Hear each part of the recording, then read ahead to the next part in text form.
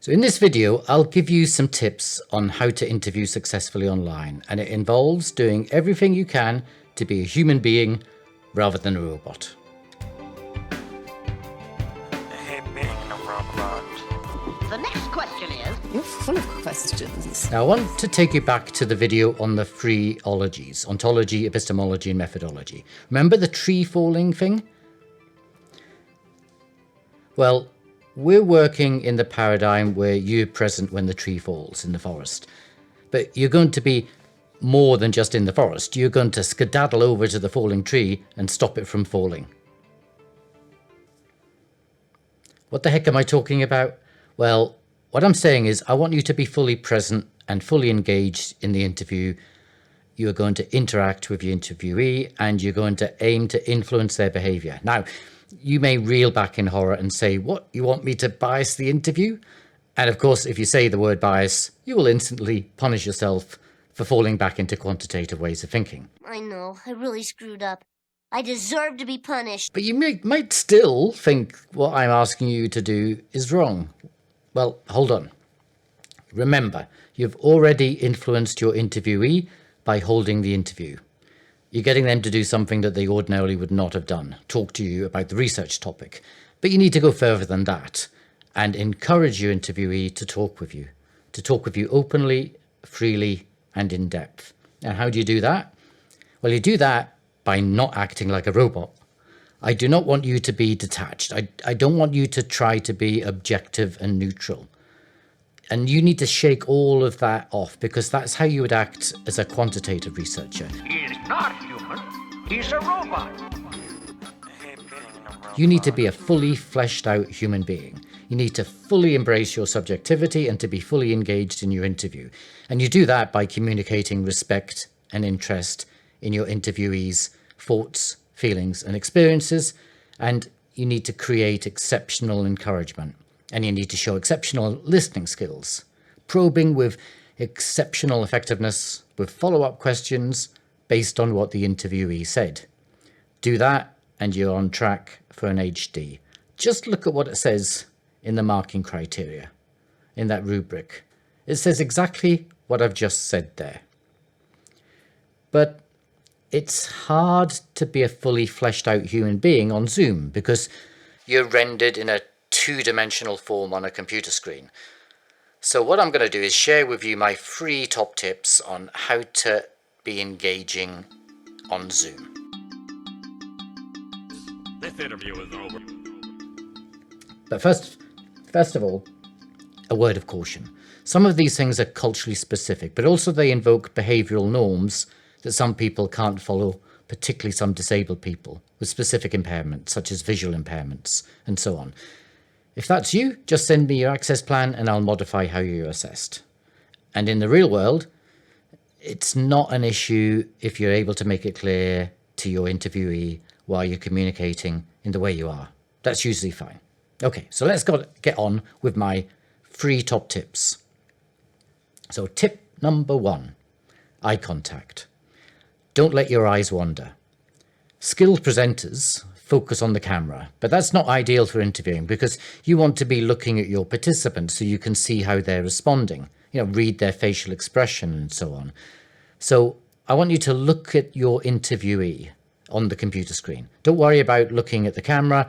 That does mean you lose eye contact, that direct eye contact, but that's okay as long as you keep focused on one spot and one spot only.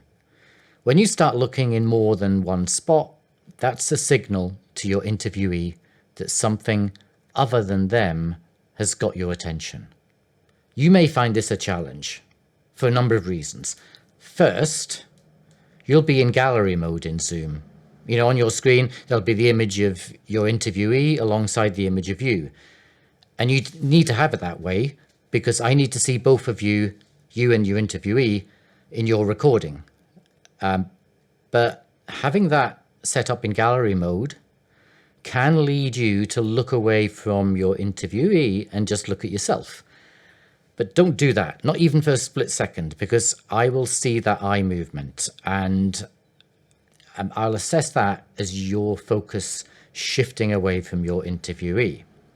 Second, Your computer might throw up a notification while you're interviewing, which is hard not to look at. Best way to avoid that is just put your computer into do not disturb mode. Basically turn off your notifications. Also, there's nothing worse than the computer going ping when your interviewee is talking, because that will be a distraction and it'll make your interviewee think, and me think, when I'm assessing you, that something else is going on, not just the interview. There's other stuff going on for you. And you don't want that sort of look. You just want, the only thing that matters, the only thing that's going on for you is you interviewing your interviewee. No more, nothing else. No distractions. Okay. Third, and this is the biggest hazard, it's your interview guide. You may be tempted to have that on your computer screen or somewhere nearby, but don't have it on your screen. Don't have it anywhere close to hand. Keep it well away so you're not tempted to look at it. You should only be looking at the image of your interviewee on the screen.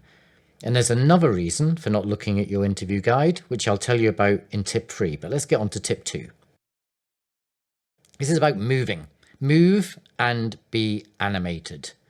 Now, don't move your eyes. Keep your eyes focused on just one spot, but move everything else. But just be, subtle movements. Don't jump up and down. Don't fidget. Just make subtle movements that communicate interest in what your interviewee is saying. So things like gently nodding your head to show you're listening, and using facial expressions to show you're reacting to what your interviewee is saying, like raising your eyebrows. Just avoid letting your face sag.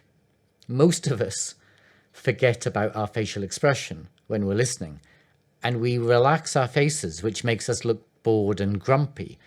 So a nice gentle smile, but again, be subtle.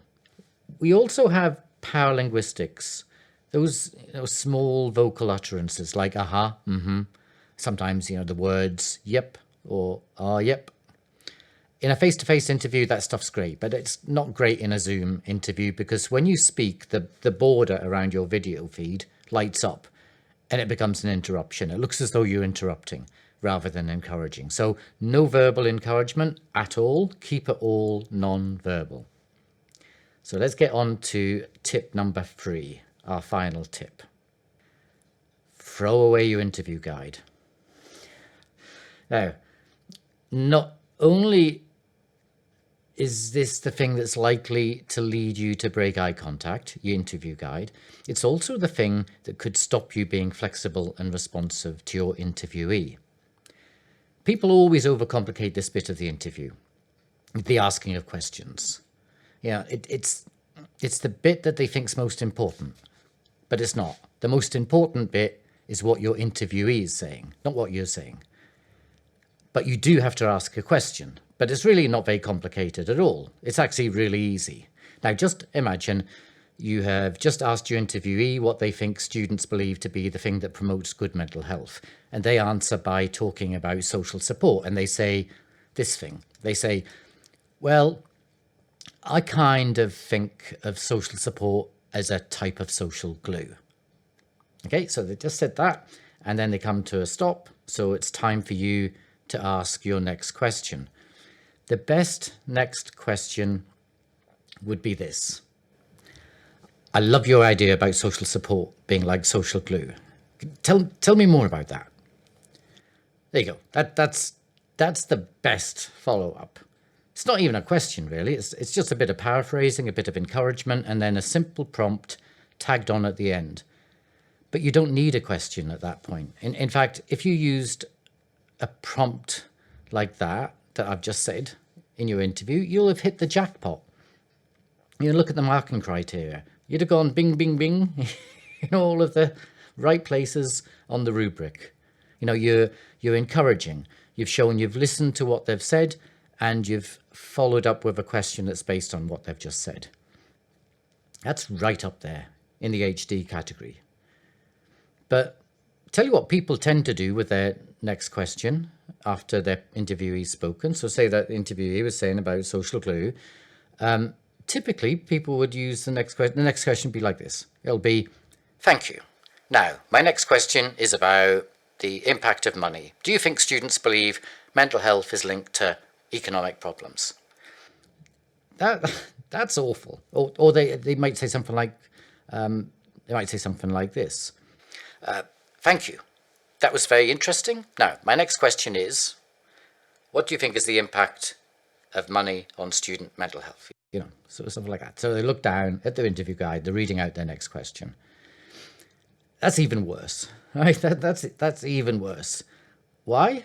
Well, it's like, if you found it interesting, that thing that your interviewees just said, what is it about that you found interesting? And more to the point, if it was interesting, why aren't you asking more about it?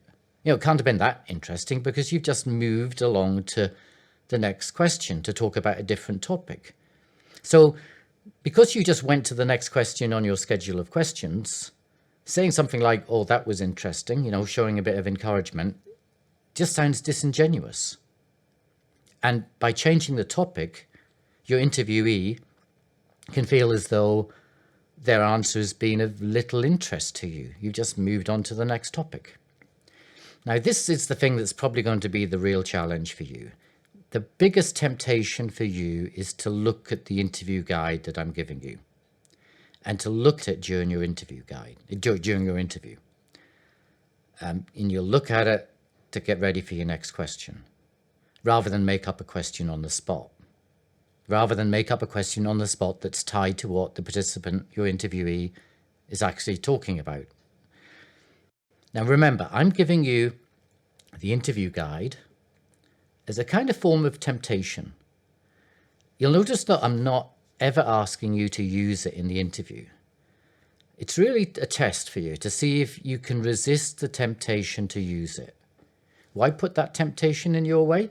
Well, it's to create a little bit of tension. It's that tension of being, of knowing that there's another way of doing your interview, that there's a more quantitative way you could slip into, which is pre-structured, systematic, and inflexible. So on a quantitative method, you just go to your second question. You're not changing your method in response to the interviewee. You're just rattling through your questions. That's a quantitative way of doing things. Qualitative is about being reflexive and responsive, being in dialogue with your participant. So you can go one way and turn towards the quantitative way of working, or you could go the other way and turn towards the big Q qualitative way of working. And I hope you make the right choice here. But I'm also giving you that interview guide to create a bit of tension that gives you something to write about in your short reflective piece. And we'll talk about the reflective stuff in week 3.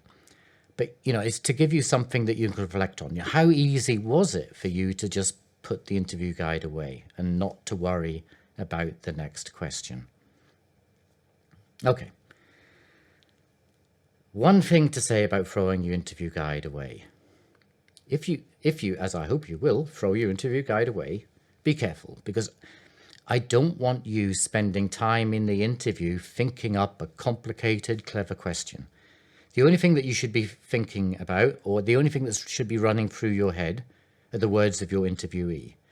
One trick you can use to nail this is called active listening. It just involves you repeating what the interviewee is saying, using your internal voice, not your external voice. That'll be a disaster. Just use your internal voice. And that will keep you focused on what your interviewee is saying. And don't worry about your next question. If you're listening properly, the next question will just naturally pop into your head and it will link into what the person's saying. Okay, if you're properly interested in what your interviewee is saying, the next question will just flow. It'll not be a problem. Okay. Now, there is another problem. Here's a big problem. All of that good stuff, if you follow those tips, all of that good stuff can be completely undone if your webcam's set up so badly that I can barely see or hear you. So that's going to be the topic of an upcoming recording. How to look and sound good or good enough on webcam. Okay, so till then, ta-da.